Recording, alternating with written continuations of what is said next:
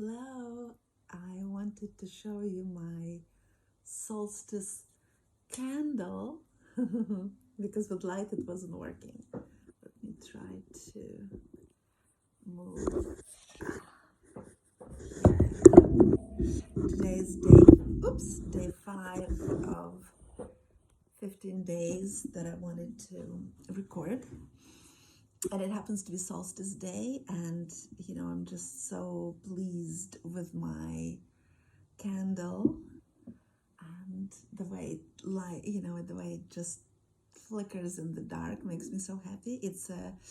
The container is from alabaster that I brought from Egypt, and I wasn't going to buy anything because I'm really not into buying like little souvenir things really, but after we already left the shop, I got on the bus and I just had this vision of me sitting with this candle on all these new moons and full moons and solstices, and I like ran into the shop and grabbed it. It's hand chiseled, so it's a nice little reminder of that moment and that kind of responding to my inner nudges and respecting my knowing in this way. So today's solstice, and it's all about honoring the dark and the light, and how what a lot of what I'm thinking about is a lot of the work that I offer and that has saved me is about honoring the dark parts of who we are. And so much of who we are is hidden in shadow, completely out of our conscious awareness.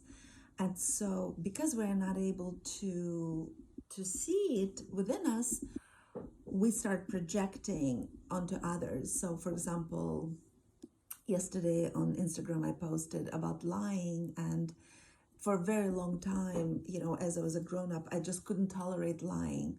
I couldn't tolerate, but I mean, everybody doesn't like lying, right? But for me, it was like insane. It would drive me crazy every time. And it's only recently, as I am uncovering my own past and healing my own childhood wounds, I remembered that I was in a situation when I was a child where I had to lie to my mother to protect my father. And it was so, I guess, distasteful to me. It was so against my nature. It was so against what I wanted to be and do. But because I was in survival mode, I chose to lie and promptly repressed that whole memory and didn't have access to it for decades, and only uncovered it several years ago. And then when I uncovered it, I understood suddenly why I hated people who lie because it was just such a painful and traumatic experience for me that I had to do that. And to go against my better judgment, but I was still a kid. So in order to survive, I had to go against my own knowing, and my own knowing of what the truth is. And it's taken me several years to get to the point where I feel quite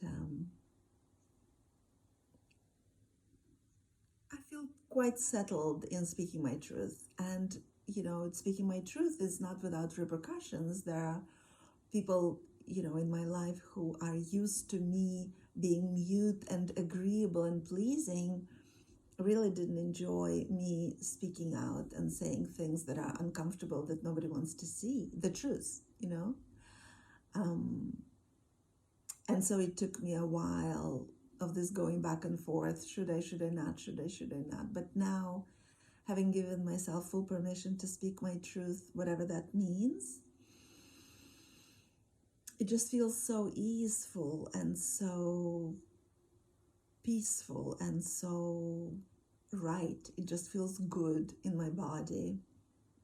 And at the same time, because I was able to face this in myself, I have changed my relationship with other people who have to lie, because I now regard it as a coping mechanism, that it is a survival strategy, and that it's also an attempt at the by the person who is lying, an attempt to control the way we are received and perceived by other people. So it's a coping mechanism. It's an inner child, as so many things are in this respect. So yeah, so honoring the light and the dark today, and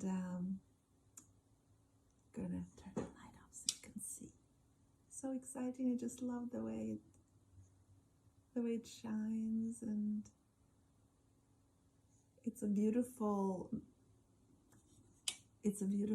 tool for meditation as well, to just watch the light flicker.